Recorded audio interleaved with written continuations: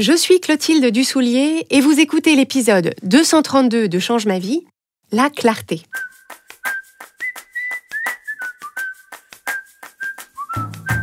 Bienvenue sur Change ma vie, outils pour l'esprit. Je suis Clotilde Dussoulier, je suis entrepreneur et master coach certifié et sur ce podcast, je vous livre chaque semaine des outils précis et concrets pour comprendre les mécanismes de votre cerveau et de vos émotions et construire exactement la vie à laquelle vous aspirez. Avec l'épisode précédent, l'épisode 231, j'ai démarré une série d'épisodes dans laquelle je vous parle des valeurs et de l'importance d'identifier vos valeurs, de les connaître et de vous en servir pour conduire votre vie à la fois personnelle, relationnelle et professionnelle. Dans l'épisode 231, qui s'appelle « Les valeurs », je vous ai donc expliqué comment on identifie ces valeurs et comment on fait pour s'appuyer dessus au quotidien et dans nos décisions. Et dans cet épisode et les suivants, je vais évoquer avec vous les 4 valeurs de Change ma vie, qui sont celles qui guident tout ce que je vous propose à travers Change ma vie, mais aussi notre façon de fonctionner en équipe et notre façon d'accompagner les membres de notre programme de coaching.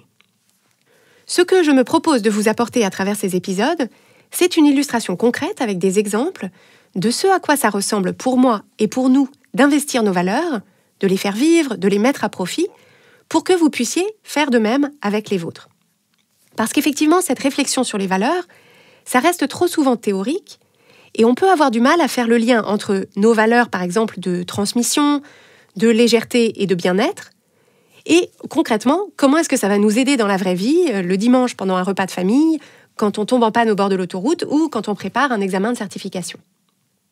Donc, en m'écoutant évoquer chacune de nos 4 valeurs, je vous recommande de prêter attention à la fois à ce que je dis de la valeur elle-même, pour voir si elle vous parle et peut-être que vous voulez l'adopter, et je vous recommande de prêter aussi attention à la façon dont je m'en sers, la façon dont on s'en sert chez Change ma vie, parce que c'est tout aussi important. Alors, la première valeur de Change ma vie, c'est la clarté. Donc, la première question, c'est comment est-ce que j'ai identifié cette valeur-là et pourquoi est-ce que j'ai choisi de la mettre en avant ? Alors, tout simplement parce que pour moi, la clarté, c'est un peu comme l'oxygène, c'est indispensable pour respirer. La clarté, c'est quand on voit ce qu'on a besoin de voir, quand on sait ce qu'on a besoin de savoir et quand on comprend ce qu'on a besoin de comprendre. Alors, notez bien cette distinction. La clarté, ce n'est pas de tout voir, tout savoir et tout comprendre, mais de voir, de savoir et de comprendre ce dont on a besoin à cet instant-là.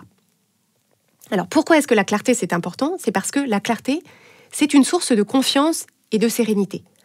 Parce que si je vois les choses clairement, si je comprends les choses clairement, je sais comment avancer et où, et je n'ai pas peur des choses qui pourraient être planquées dans l'ombre, tout simplement parce qu'il n'y a pas d'ombre. Donc, avoir comme valeur la clarté, c'est aussi une grande source d'efficacité parce que ça permet de réunir les éléments dont on a effectivement besoin avant de se mettre en marche, sans attendre ceux dont on n'a pas besoin. Donc ça évite la possibilité de dépenser de l'énergie à faire quelque chose qui n'était finalement pas utile, juste parce qu'on avait mal compris ou mal lu la situation. Donc quand on travaille ensemble avec l'équipe Change ma vie et qu'un projet est confié à l'une d'entre nous, la toute première étape, l'étape 0, c'est de faire la clarté sur ce qu'on cherche à accomplir exactement. Quelles sont les contraintes de temps et de budget ? Quelles sont les ressources qui existent déjà ? Quelle est la marge d'autonomie de la personne qui prend en charge le projet ? Et l'idée, c'est de s'assurer que la personne part dans la bonne direction et qu'elle accorde de l'importance aux bonnes choses. Et la clarté, c'est aussi un gain de temps énorme quand on a besoin de communiquer et de collaborer avec d'autres êtres humains, ce qui est à peu près tout le temps et dans toutes nos situations de vie, parce que ça diminue grandement la possibilité de malentendus ou d'incompréhension qui pourraient ensuite générer de la frustration ou des conflits inutiles. Donc, que je sois en train de planifier un dîner avec des amis, de me coordonner avec ma babysitter, d'appeler le syndic pour le problème de l'interphone. Dans toutes ces situations, plus je suis claire dans les informations que je transmets, plus je suis claire dans ce que j'attends et ce dont j'ai besoin, plus je m'assure que je comprends clairement ce que l'autre personne me dit, plus j'économise de temps et d'énergie par la suite. Alors la clarté, ça a toujours été une valeur centrale pour moi personnellement. Depuis toute petite, j'ai besoin de comprendre les choses, j'ai besoin de comprendre comment elles fonctionnent, j'ai besoin de comprendre le pourquoi des gens, le pourquoi des règles, le pourquoi des décisions qui sont prises. Et c'est indispensable pour que j'ai l'impression de prendre une part libre et active aux situations et à ma vie. J'ai toujours détesté ce qui me paraissait arbitraire, et rien n'était plus pénible pour moi, pendant ma scolarité tout particulièrement, que d'être face à des situations où les choses n'étaient pas claires, les règles n'étaient pas claires, les informations étaient floues ou alors contradictoires. Si je ne comprenais pas le sens ou la logique, surtout quand les adultes qui étaient en situation de pouvoir refusaient de clarifier, refusaient d'expliquer la logique et ne voyaient même pas eux-mêmes que c'était flou, pas clair et contradictoire.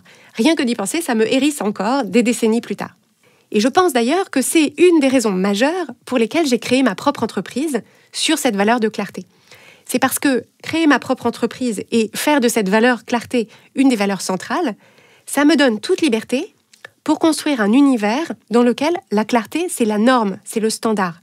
Ce qu'on dit et ce qu'on écrit est clair, le mode de fonctionnement est clair, le cadre est clair, on sait où on va, on sait ce qu'on fait et on sait pourquoi on le fait. Et un des nombreux bénéfices, c'est que l'énergie de chaque membre de l'équipe peut être à ce moment-là mise à profit, non pas à essayer de démêler des trucs obscurs, partir à la pêche à l'information ou démarrer des choses avant de s'apercevoir qu'en réalité, ce n'était pas nécessaire, mais l'énergie de chaque personne peut au contraire être mise à profit très directement pour faire avancer nos projets, parce que sa contribution est très claire, et pour servir notre mission qui est tout aussi claire. Et cette clarté s'étend aussi à la façon dont on a construit et dont on anime notre programme de coaching.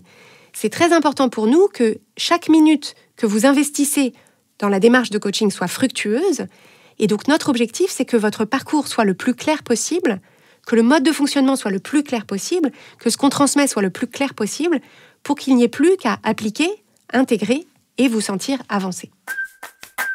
Donc on voit bien les bénéfices de la clarté, et je pense vous les avoir bien vendus, mais comme je vous l'ai dit dans l'épisode 231, pour que quelque chose vaille la peine d'être érigé au rang de valeur, il faut qu'il y ait une tension narrative autour de cette valeur. Si c'était facile et naturel de créer la clarté, ça ne vaudrait même pas la peine d'en parler. Tout serait toujours clair, sans effort particulier. Mais on sait bien, vous et moi, que ce n'est pas le cas, loin de là. Partout où on regarde, il y a de la confusion, du flou, de l'imprécision, des choses alambiquées ou contradictoires. Donc la question c'est, pourquoi est-ce que tout n'est pas clair tout le temps ? Pourquoi est-ce que la clarté n'est pas un standard partout et pour tous ? Qu'est-ce qui nous en empêche et qu'est-ce qui peut s'interposer ? La première chose, c'est que le monde, les gens et la vie sont en réalité d'une infinie complexité.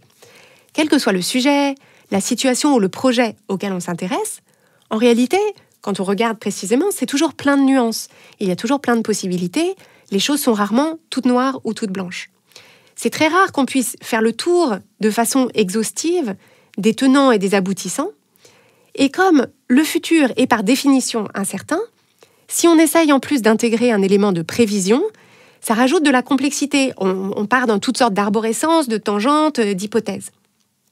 Donc quand on cherche à se représenter les choses clairement, quand on cherche à présenter des idées, des concepts ou des projets aux autres clairement, ça demande un vrai investissement de notre intelligence et de notre capacité d'analyse.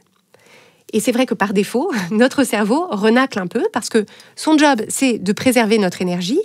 Et réfléchir, ça coûte beaucoup d'énergie. Donc, si on peut s'éviter cet effort, notre cerveau aime autant. Présenter les choses clairement, ça nécessite aussi de mettre de côté certains aspects plus complexes ou plus nuancés. Et ça présente un degré d'inconfort qu'on a tendance à fuir aussi, parce qu'en fait, il y a toujours une partie de nous qui craint de se tromper dans son arbitrage. Et il me semble aussi que cette capacité à clarifier des sujets complexes, c'est quelque chose qu'on apprend peu aux enfants et aux étudiants. D'une façon générale, pendant la scolarité, pendant nos études, on nous transmet plutôt des réponses toutes faites, des enseignements qui sont déjà établis, et on passe comparativement peu de temps à transmettre des clés de clarification, à transmettre des méthodes pour explorer et hiérarchiser l'information disponible, pour faire le tri entre ce qui est pertinent et ce qui ne l'est pas, ce qui est fiable et ce qui ne l'est pas. Et c'est d'ailleurs un des aspects qui m'enrichit énormément dans mes lectures. En fait, quand je lis, je prête une attention particulière à ce qu'on peut appeler, et pardonnez-moi l'anglicisme, les frameworks que les auteurs utilisent pour structurer leurs propos, c'est-à-dire des grilles de lecture et d'analyse qu'ils et elles utilisent. Donc non seulement le fait de réfléchir d'observer comment est-ce qu'ils réfléchissent, ça me passionne, Mais en plus, c'est autant de grilles de lecture ou de décryptage que je peux ensuite utiliser dans différentes situations. En fait, c'est comme si, face à une serrure, j'avais tout un porte-clés de différents passe-partout à essayer pour débloquer cette serrure. Donc, le premier obstacle à la clarté qu'on vient d'évoquer, c'est la difficulté que ça représente de faire la clarté face à un sujet complexe et le fait que la plupart d'entre nous sommes assez démunis face à cette complexité. Et quand on se sent démuni face à la complexité ou à la difficulté de quelque chose, on est tenté de juste laisser comme ça, en espérant que ça passe. On se dit, bon, ça me paraît pas très clair, mais je vais laisser comme ça, je vais passer la patate à quelqu'un d'autre, en espérant que notre interlocuteur ou notre interlocutrice, ou la personne d'après dans le processus, arrivera à s'en dépatouiller, et peut-être que lui ou elle arrivera finalement à apporter la clarté que moi je n'ai pas réussi à apporter. Ce qui revient à faire porter la charge de la clarté sur la personne d'après, et la personne d'après est probablement pas mieux équipée que nous. Un autre obstacle, c'est que ce qui est clair pour moi, dans mon esprit, par rapport au fonctionnement de mon cerveau, par rapport à mon expérience, par rapport à mes références et mes connaissances, ce qui est clair pour moi n'est pas forcément clair pour une autre personne, parce que cette autre personne a un fonctionnement du cerveau qui est différent, a une expérience différente, des références différentes et des connaissances différentes. Et ce que ça signifie, c'est que si j'arrive à faire en sorte que les choses soient claires pour moi, c'est déjà beaucoup, mais ce n'est souvent que la première étape, parce que ce qui vient ensuite, et qui est au moins aussi important, c'est comment est-ce que je vais faire pour transmettre cette clarté de mon cerveau vers le cerveau de la personne qui est en face de moi, pour qu'on puisse communiquer, pour qu'on puisse collaborer et mettre nos ressources ensemble pour avancer dans la même direction. Et ça, c'est une gymnastique mentale qui demande d'abord de prendre conscience qu'on réfléchit et qu'on fonctionne tous différemment, sans qu'un mode de fonctionnement soit supérieur aux autres. Et ça demande aussi des qualités d'empathie, pour pouvoir imaginer le point de vue de l'autre personne, pour pouvoir se projeter dans sa position et anticiper ce qui pourrait lui poser question ou être ambigu. Donc c'est au moment de transmettre une information, un document, même raconter une histoire à quelqu'un d'autre, l'idée c'est d'avoir conscience que l'autre personne va recevoir cette information, ce document ou cette histoire depuis un point de vue qui est tout à fait différent du nôtre. Et donc l'idée c'est d'anticiper en se disant qu'est-ce qui pourrait lui manquer comme information et comment est-ce que je vais lui transmettre ça d'une façon qui sera aussi claire pour elle que ça l'est pour moi. Et chez Change ma vie, comme notre métier c'est précisément la transmission d'outils que d'autres personnes pourront s'approprier et mettre à profit, c'est évidemment une préoccupation centrale. Et c'est quelque chose auquel on œuvre constamment, que ce soit sur le podcast ou dans notre programme de coaching. Ça demande aussi de la rigueur parce qu'il faut à chaque fois se demander est-ce que ce que je dis, ce que je transmets est clair et complet ? Est-ce que j'ai inclus toutes les informations nécessaires et est-ce que j'ai exclu tout ce qui est superflu ? Est-ce que je fais des suppositions sur ce que l'autre personne sait déjà ? Est-ce que je m'appuie sur des éléments qui sont implicites et qu'en fait il faudrait que je clarifie et que je mette en référence ? Et encore une fois, le cerveau humain qui cherche à économiser notre énergie a un peu la flemme de faire preuve de cette rigueur. Donc on peut avoir envie d'aller vite, de reporter l'effort à plus tard et d'envoyer un truc en l'état en se disant voilà, si la personne a des questions, elle me les posera, c'est bien comme ça. Alors c'est vrai qu'on ne peut pas tout anticiper, on ne peut pas tout dire et on ne peut pas répondre en amont à l'intégralité des questions possibles. Et d'ailleurs, ce qu'on cherche à créer, ce n'est pas zéro échange ou zéro conversation, mais c'est important d'avoir cette démarche de clarté initiale parce que ça fait gagner beaucoup de temps et d'énergie, de telle sorte que le temps d'interaction qui existe ensuite entre les individus, donc entre soi et un ami, entre soi et un membre de son équipe, ou entre soi et un client, une personne qu'on accompagne, pour que ce temps d'interaction soit mis à profit sur des questions qui sont vraiment créatrices de valeur, des questions qui sont plus intéressantes que excuse-moi, mais tu m'as dit de repartir du fichier X, et est-ce que tu veux dire celui qui est dans le dossier Y ou dans le dossier Z, parce qu'il y a deux versions, il y en a une qui n'a pas l'air finalisée parce qu'il y a encore des commentaires ouverts, et dans ton mail, tu m'as dit de modifier le texte d'intro, mais là c'est un PDF, donc je vais avoir besoin de la version Word pour l'éditer, où est-ce que je peux la trouver ? Et ça, ce genre d'échange-là, c'est mon pire cauchemar, et à mon sens, c'est le pire usage qu'on puisse faire du temps mental et du temps physique des gens avec qui on travaille notamment. Et donc, au-delà du gain de temps et d'énergie pour tout le monde, donc ce gain de temps et d'énergie, c'est déjà pas négligeable. Le bénéfice de chercher à créer cette clarté dans nos échanges, c'est que ça permet souvent de mettre en lumière des zones qui, contrairement à ce qu'on pensait, ne sont pas si claires que ça pour nous. Donc quand je me propose de transmettre des idées et des informations le plus clairement possible, en fait, souvent en m'entendant les restituer, ce n'est pas rare que je m'aperçoive qu'il y a justement quelque chose d'ambigu, ou quelque chose qui n'est pas abouti, ou qui peut être simplifié. Et le but du jeu à ce moment-là, c'est de me réjouir d'avoir identifié ça et d'utiliser l'intelligence commune pour réduire l'ambiguïté, pour développer l'idée jusqu'au bout et pour simplifier ce qu'on propose. Et donc, en faisant ça, on développe encore notre clarté, on développe encore notre compréhension, notre maîtrise du sujet, et tout le monde en sort gagnant.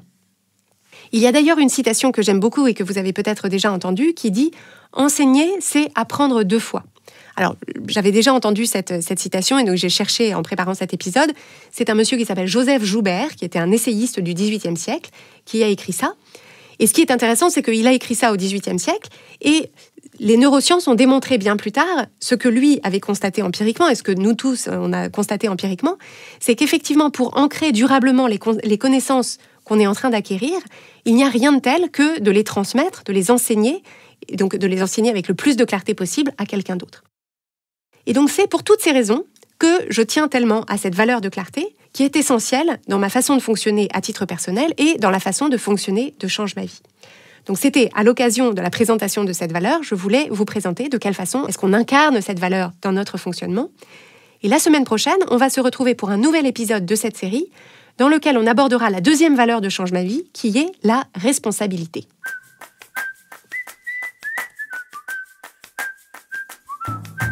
Si vous aimez Change ma vie, vous allez adorer Change ma vie mode d'emploi. Change ma vie mode d'emploi, c'est le programme de coaching qui va vous donner des ailes pour atteindre tous vos objectifs de vie. Grâce à notre méthodologie unique, nous allons vous guider pas à pas pour développer la vision riche et vivante de ce que vous voulez. Nous allons vous aider à trouver la clarté sur la façon la plus simple et la plus directe de l'obtenir et nous allons vous apprendre à soutenir votre élan tout du long en surmontant les obstacles avec confiance pour vous sentir avancer tous les jours vers la vie à laquelle vous aspirez. Si vous écoutez Change ma vie, c'est que vous savez que vous avez une vie extraordinaire à vivre. Une vie qui a du sens et un impact, et c'est notre mission et notre passion de vous y aider. Je vous donne donc rendez-vous dès aujourd'hui sur changemavie.com/coaching pour avoir toutes les informations.